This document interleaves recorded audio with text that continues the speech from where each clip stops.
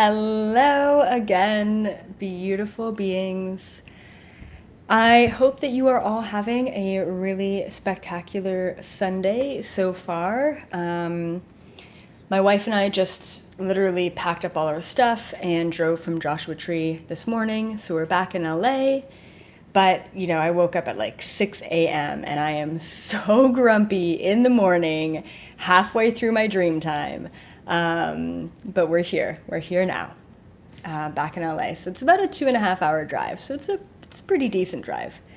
This morning we are talking all about Jesus and just kind of diving a little bit deeper.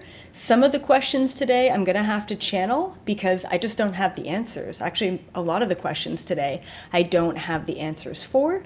But that's what channeling is good for, right? When you don't know, you just tap in. So let's take a look here. I'm just bringing my computer in. All right. Oh yeah, any announcements? I'm trying to think. Not really. I've got a couple of really exciting things in the works moving forward. Sorry about the mic. I'm just having spatial issues here. So I've got a lot of really exciting things in the works right now for all of you. I'm not going to disclose anything or announce anything until probably a little bit later on. But while I was in Joshua Tree, I always have really a lot of time and space to just think and plan things out. So I'm gearing up for this incredible event that I am doing officially for December 21st. It's the perfect day to really set intentions, work on yourself, release what doesn't serve you, and move forward. So I'm doing that. I'm going to be doing an online and in-person event that day. So everyone who is in the LA area gets to participate, at least 30 or 40 of you. And then anyone who is obviously outside of the LA area gets to watch and participate as well online. And it's going to be extremely interactive. So I'm very excited about that day-long event. And tickets are going to be very cheap and affordable for that event. Online, they're going to be $11. It allows it to be accessible to as many people as possible. And then in person, it's going to be $111. Thank you, Jeremy. Well, it looks like you paid for your ticket.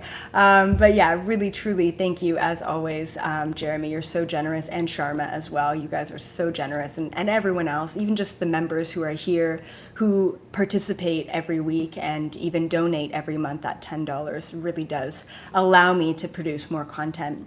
So I did develop and write out a brand new course for my School of Awakening. It's going to be really awesome, and it's really going to help a lot of you through this really tough time. So I just produced all the content. Lauren is doing all of the cleanup of the content and the structuring, and I'm hoping to release that in November. So keep that in mind, and that's also going to be a very low-level, cheap course as well, because I want it to be as accessible as possible, because everyone needs it, right? All right, let's just dive into the questions. Lots of great questions here from the members this week, and it's all about Jesus. So let's start off with Elizabeth Seeger. Love the name. I was raised in a very religious Christian house, and I always felt a part of me rejecting the Bible.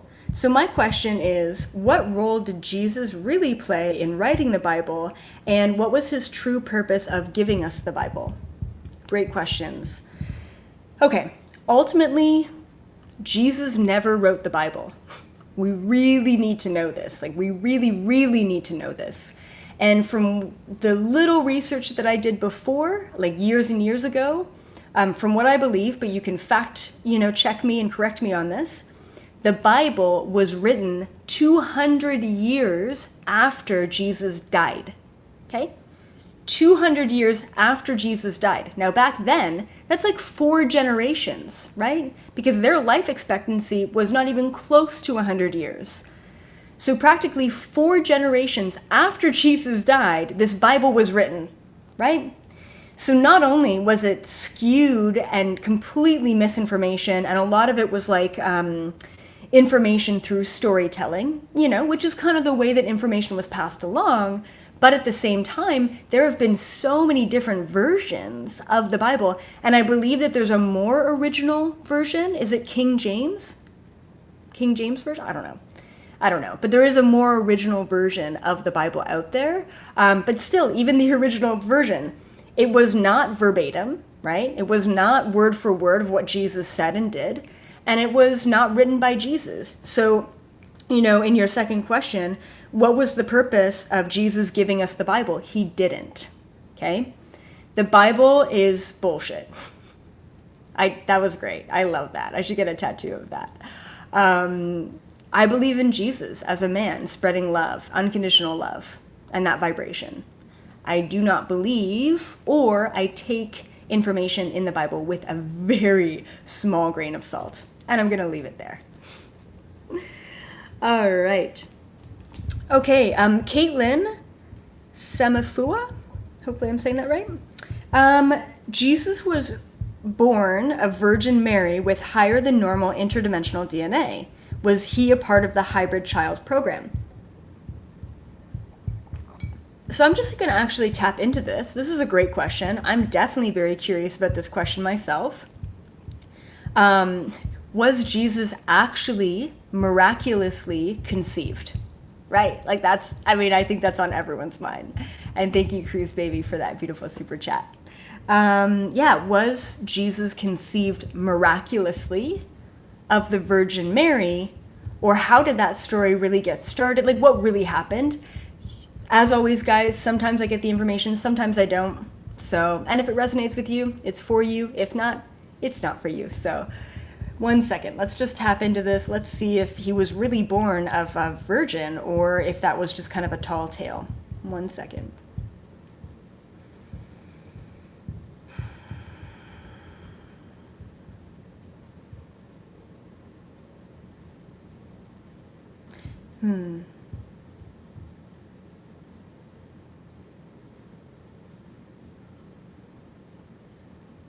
Interesting. Okay.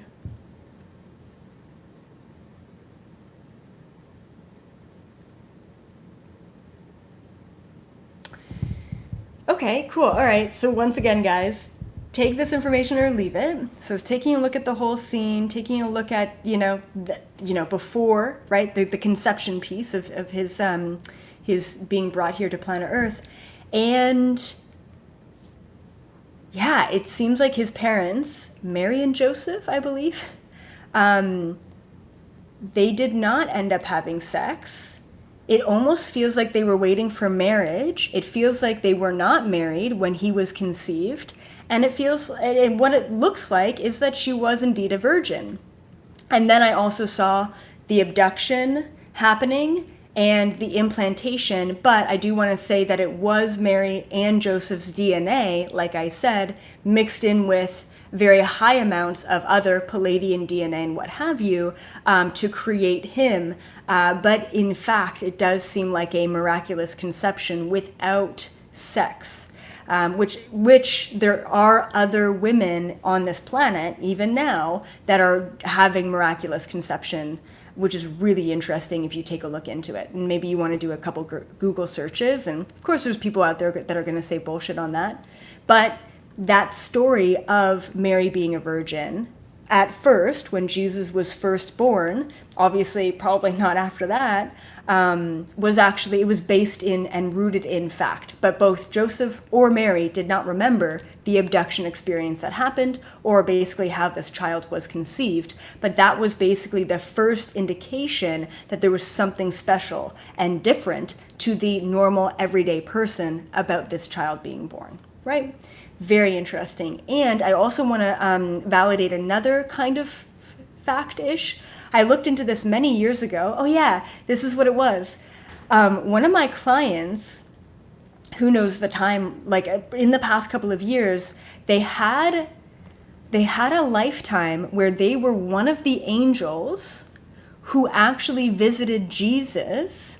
No, one of the angels who actually visited the men who went to go visit Jesus when he was born. And that was also true, that happened, that angels came down and gave these men, the mermen, a message that there was a very special event that was happening that night. And that's actually true. And of course, angels are interdimensional beings, I believe as well. But I also got that piece of information validated through one of my clients who was actually incarnated at the time as one of those angels. Very interesting stuff, right? So yeah, so some of that stuff, although embellished, although, it was quite a long time before it was documented, that a lot of that stuff is actually rooted in some sort of fact, even though it seems stranger than fiction in a lot of ways. But good questions, guys. He was definitely a part of the hybrid program, but not the gray hybrid program that I've spoken about before. Okay. Susan Renfro Smith. I have heard that the teachings of Mary Magdalene were suppressed.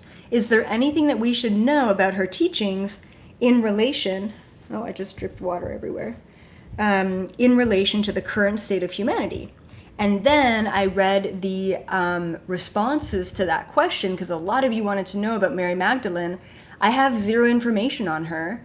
And one of the responses was from Aaliyah, and the response was, I highly recommend the Magdalene manuscript channeled by Tom Kenyon. I don't really know that book. I don't know who Tom Kenyon is, but I think if any of you really want more information about Mary Magdalene, please go look up the book, The Magdalene Manuscript Channeled by Tom Kenyon. Especially if it's a channeled book, I'm sure that has tons of information about her teachings as well. So I know a lot of you wanted to know about Mary Magdalene. When I did my channeling and I went back to that time period, I saw her with him in most of the time, but I was never connected to her or her teachings or really her role in his life. I just saw her around.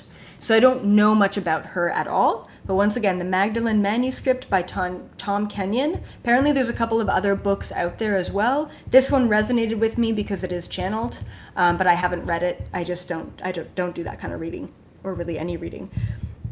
Okay, next question from Courtney Harper. Does Jesus have human descendants?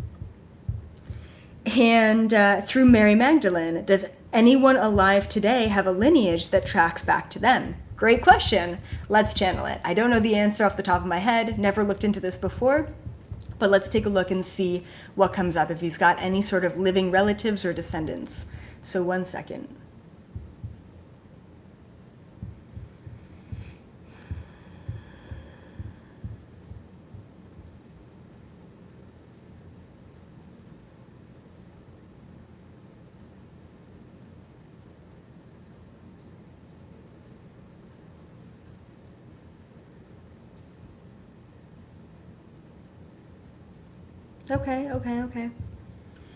Okay, yes, it does seem like I was kind of taking a look at his lineage. Seems like he had some children. I want to say probably around 5, but I'm not sure. I don't know what other channelers or books on this say, but he definitely had some children, it looks like. And there are descendants. Most of these children, and then the children of those children, and so on and so forth, really spread out. Like, it feels like they're kind of all over the world, the descendants. And what else did I see? There was something else there. Oh yeah, it felt like there was this almost like a feeling of a mission within them to go to different places in the world. Like, it feels like there was this energy of needing to spread out.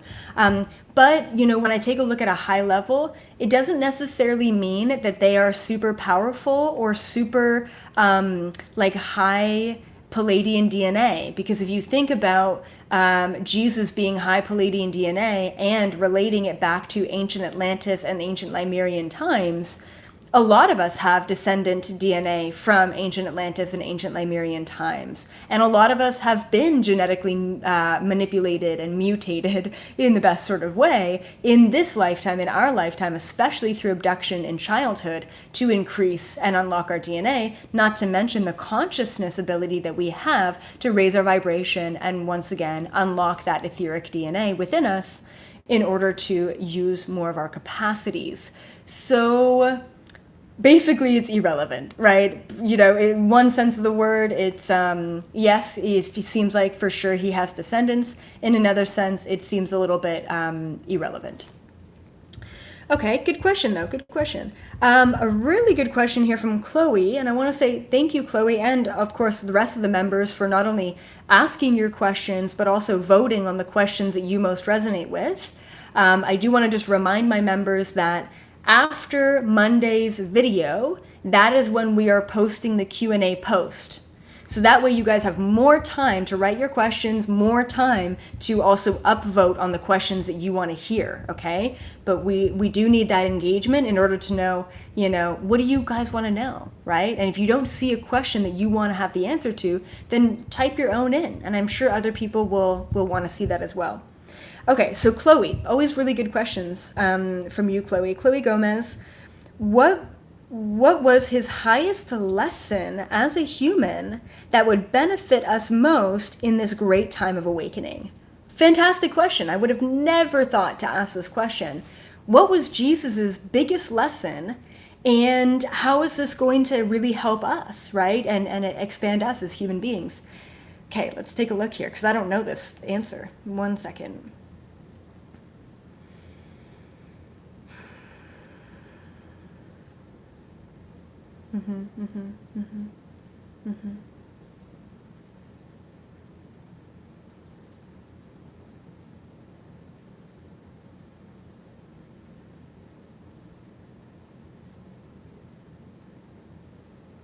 Okay.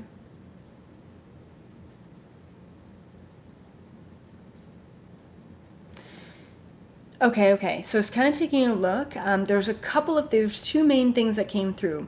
One, before his time in deep meditation and trance and doing a lot of the inner work that he did in the East, before his time there, he really had a hard time dealing with other people. No surprise there. And things like getting taken advantage of, or like giving someone kindness and having them give you back, hatred, right? So he had a really big issue with just other humans, right? So that was one of the biggest things that came through. After he spent this time meditating and doing this inner work, he wasn't affected by other people. It was really incredible to witness. It literally felt like he had this bubble, like this aura around him of what was it? Like I don't want to say it's like a lack of caring. Oh yeah, complete surrender mode. That's what it was. He was in this complete surrender mode when he was alive, especially after he did a lot of his own inner work. And that's why, like, even when I see him getting persecuted and him knowing his last night, on planet Earth, and him knowing that they were going to kill him the next day or what have you, when he knew that, he didn't try and run. Like, he was in complete surrender. He understood that he did what he came here to do and that he was okay with humanity not accepting him. So he was in that complete surrender, but he did have a problem, and he felt like, and I'm sure a lot of us starseeds, a lot of us light workers all feel the same way. I battle with this all the time, which is, am I doing enough, right? It is this question of, am I doing enough? If people don't understand me, if people don't perceive me, am I doing enough? And do I need to do something more to allow them to perceive me better, right? And that was my whole teacher versus human debate, right? In my little whiteboard video, it's like, do I need to take on the responsibility for people to perceive me in one way or another? And really, in a lot of ways, Jesus battled with that. But also, he was so empowered because he was so in his bubble of energy that he just didn't allow that energy to kind of seep in. He just did what he needed to do. And even when he was persecuted, there was zero reaction within him. Like, that is so admirable. Like, I want to be more like him in so many ways, right? And in a way, it's like, in my mind, it's like, oh, well, that means that's being less human. And I don't think it is. I think he was very human in a lot of ways, in a way that he didn't really allow the polarities of humanity to damage or taint his own humanity. And that's powerful. Yeah, cool. Good question. All right, moving on. D. Keegan, Hi, EA. I would like to ask, where is Jesus now? Also a really good question. Is he incarnated? Has he had other lifetimes on this planet? And does he plan to have any in the future? Great question. Let's ask him. Where are you, Jesus? So funny, literally, right when I ask that question, of course, the answer comes in right away, and it's in his voice, which of course everyone perceives in their own mind, but it came through, and it's such a cheesy answer, too. I'm like, of course, Jesus, you would say this. When I, like, kind of jokingly said, where are you now, Jesus? He's like, I'm in the hearts of everyone, right, who exists. And I'm like, okay. So cheesy, right? I'm in your heart. That's where I am. And I get that, but like, let's just ask, have you incarnated, right? Have you incarnated before? Where are you now? And I think a couple of you, yes, that's right. Okay. Emmy, Starlight, and a bunch of other of you members also asked very similar questions, which is, has he incarnated before? Where is he now? And then Emmy, you said, also, are the Ascended Masters like Jesus able to be in multiple places at the same time, like archangels? From my understanding, yes, absolutely. From my understanding, the 10th, 11th, 12th dimension frequencies, because they're so high and very non-polarized, very unified, these beings have the capacity to incarnate multiple different places all over the world and all over the universe. Very, very similar to Bashar. There are many people who channel Bashar, believe it or not. And there's one woman in particular who apparently, like, I don't really know the story, but there's one woman who says, oh, I train the channelers that channel Bashar, or I approve the channelers that channel Bashar, because I have a friend of mine who's in Australia, and he channels Bashar, and like, I had a session with Bashar, and holy shit, it was Bashar. Like, he was like so in my face, typical Bashar style. And when I told someone about it, they're like, oh, well, did so-and-so approve of that guy channeling Bashar? Which honestly, it's like, isn't that a little bit of like a monopolization, right? You can't restrict an interdimensional being choosing who and what form they want to come through. Like, that feels like a little gross to me, you know what I mean? But I don't know who this woman is. I don't really know what the whole Bashar system is. But I know that Bashar is, I think he's sixth-dimensional Esasani being, half human, half gray. And he comes through many different humans in order to bring his teachings in. And I know, especially the higher vibrational beings, especially the Ascended Masters and the Archangels, they do the same thing. They choose many different incarnations to come through. To come through. And so I'm sure Jesus does that. But let's just see where he's at and where he likes to hang out, if he does incarnate in small critters or creatures or what have you, and see what's going on there. So 1 second. Exactly. Okay.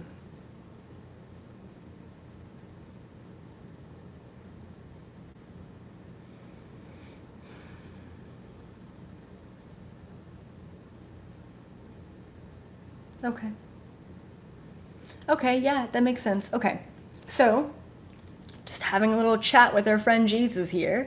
He said that he actually brought up what he brought up in my Monday video, which I totally forgot because I'm just a conduit and I don't remember what I channel. But he said in the Monday video, what was it? I lost it now. Oh, what was it? Hold on. Oh, yeah. Okay. There was some sort of graduation that he went through when he was here as a human being. That's what he said in Monday video, and that really resonated with me. He said that, yeah, it was some sort of graduation program, I think, that he went through when he was Jesus. And he said that that was his last physical incarnation on this planet, which is cool. He said that he doesn't typically come through even like bugs or critters or creatures or whatever. And that's even for other planets, other planetary systems, not just planet Earth. He says that he stays in the highest frequency possible while still being incarnated, right? Which means that he's still in this form of being the ascended master of Jesus.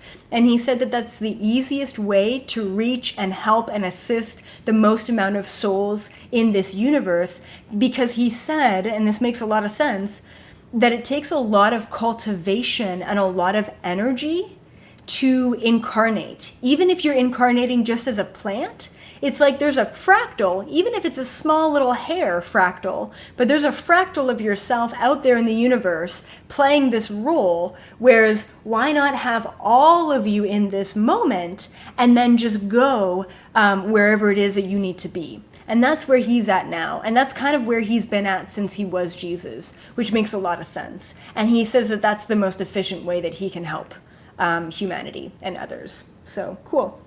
Good. Okay, good. Another good question here from Alexandria Swenson. What was the greater purpose of his crucifixion for him and for the collective? Another kind of like, what was the lesson there for him and for the collective, but just posed in another way with the crucifixion. So let's just take a look. There's such an emphasis within Christianity and Catholicism on Jesus died for our sins, even though in Catholicism we're still born into sin. So I don't really know how that whole thing works out, but let's just take a look, see what the messaging behind the crucifixion was. Yeah, 1 second. Oh, interesting. Okay. Huh. Ooh, interesting. Oh my goodness. Okay. I'm going to try and explain this the best that I possibly can. But it all came through visuals. So I saw a visual of the cross and him and just the whole scene. And what was it? Okay. The messaging behind it. Okay. Back then, the elites that were in charge, because don't get me wrong, the reptilians and the elites and the Illuminati and the shadow government who are in charge, this is not a new thing. This has been going on way before Jesus was ever Jesus on this planet, right? So they were in control, right? Long before he came through. And they were super intimidated by him. Of course they were. Because he was powerful and he was doing these miracles, and he was doing the miracles because he was resonating at the frequency of love. Okay. So they made an example of him. That was the whole point of the crucifixion. And I kept seeing this image. And even back when I went to church, even though, I mean, that was in childhood, right? And I went to a Catholic elementary school. I always felt, what's the word? I always felt wrong or gross or icky when the priest would put the ash for Ash Wednesday or whatever that celebration was. I think I freaking blocked all that shit out. When they put the ash on your forehead in a cross. So now here I am tapping into the energy and the lesson of the crucifixion, and I keep getting the image of him on the cross and the cross on the forehead, the black cross on the forehead and him on the cross. And the message that came through is they were so intimidated by his power and his unconditional love for every living thing, and his idea of unification, where it doesn't matter what culture, what language, what person, what belief you had, everyone can come together on unconditional love. They were so intimidated by him and his practices and teachings and his abilities that they made an example of him on this cross. And then I don't know where Ash Wednesday comes in, but I've known this for a very long time, that in church, when they put that black ash on your forehead, they are suppressing your third eye chakra. I mean, this has been clear for me for many years. When I woke up and I started really diving into the Catholic religion and understanding how I was raised, it came to me very clearly. So they kept, showing me him being crucified and then the cross on the forehead saying, you better watch out, because you also could get crucified. Then the information came through. It's kind of like, don't think for yourself, or else we're gonna crucify you. Ooh, throat chakra stuff. Wow, so interesting. Okay, then the very interesting part is, all of a sudden, upon Jesus dying, he becomes this superstar, right? He becomes this celebrity, kind of like Picasso was poor until he died, right? Like that kind of like thing. After his death, he was so popular with all of these people that they, okay, wink, wink, the shadow government, or whoever it wasn't really government back then, they took his teachings and skewed them and manipulated them in order to control the masses. Do you see what I mean? Right? So they crucify him and then they use his teachings for manipulation and control. Like, so bad. Like, they just twisted the whole thing as much as they could. So wild. Anyway, great question, Alexandria. Thank you for asking that. Okay. A couple more questions here.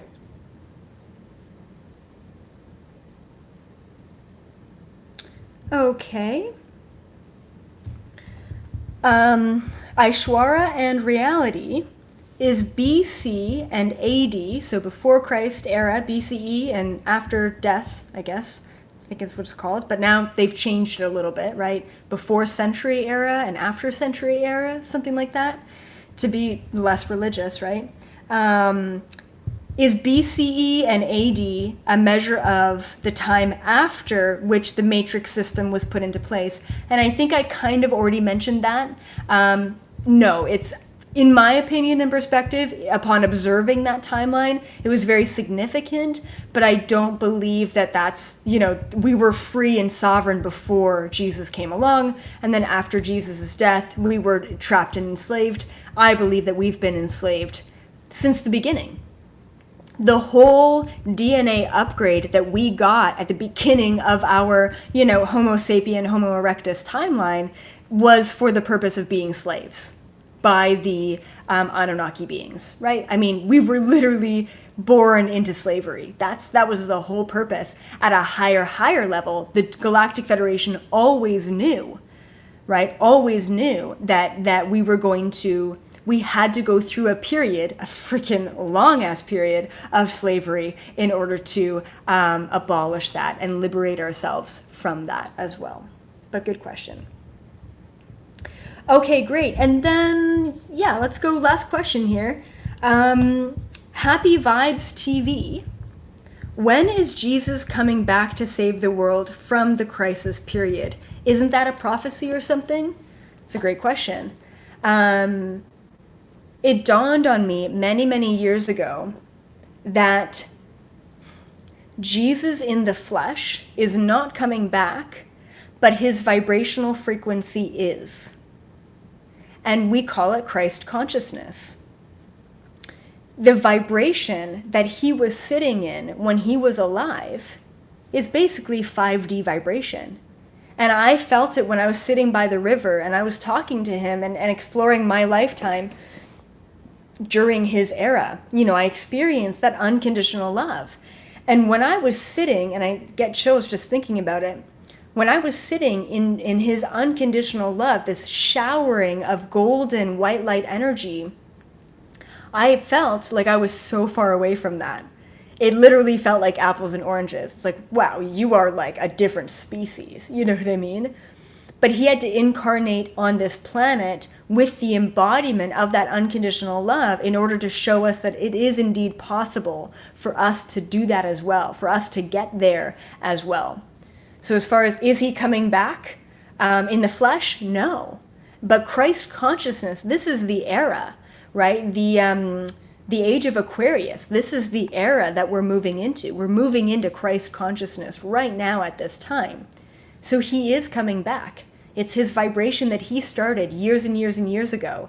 Now we're stripping away the manipulation. We're stripping away the lies. We're stripping away the projections and attachments. And we're finally getting to the core of who he was and how he was able to be who he was back then. And you know what I would love to channel at a certain point in time? And I kind of did that in Monday's video, but really asking him, you know, when you did go away and you became actualized and enlightened, right? And you stepped into that full surrender mode, because he was getting very bothered by people before he stepped into that unconditional love mode, because he was just a human, right? And then he activated himself. We can all do that.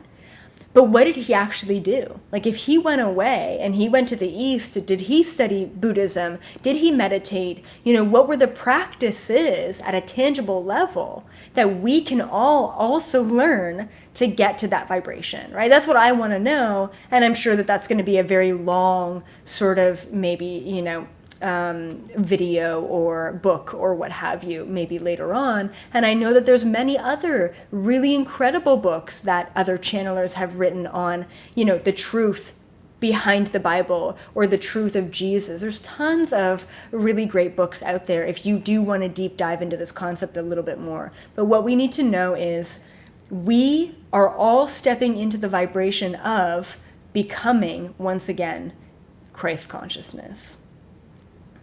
And that's incredible and powerful. So tomorrow I'm bringing my beautiful, incredible, lovely wife on. And I think we have tons of questions from you guys. I asked you on a YouTube video not too long ago, and then I just recently asked everyone on Instagram. And I think actually the post is still up if you want to get in your questions. But I asked everyone, you know, what are the questions that you have for me and my wife? And specifically, we want to talk about 5D relationships tomorrow. I don't know if I would fully consider, you know, our relationship. Thank you, Corinne, for that super chat. I don't know if I would consider a relationship 5D all the time, but we have an incredible flow. And I think that it'd be so beneficial for you guys, not only just to get to know her a little bit more because she is my counterpart, but also to get to know our relationship. And when there is an issue that comes up, how do we deal with it, you know, and move through certain things? How do you deal with a partner who's in 3D and someone who's in 5D, right? These are some of the things that we're going to be discussing tomorrow. And then, you know, kind of fun questions like, all right, Natasha, you know, what's it like being with Elizabeth, who can read your mind and astral travel to where you are? And like, what's it like being with a psychic, right? On just a very practical level. So yeah, so maybe some tidbits of my own personal life will come out tomorrow as well, without being too TMI, because I know some of you also had some other questions for us as well. So yeah, so I'm very excited to bring her on again and talk about relationships with all of you. And hopefully you walk away from that video tomorrow feeling a little bit more enlightened and a little bit more wise as far as how to navigate your current dynamic and relationship at this point in time. Love you all so, so much. Have a beautiful rest of your Sunday. Giving you a nice big hug. Keep up the good work, everyone, and make sure you subscribe to the channel and give this video a thumbs up if it resonated with you. Bye for now.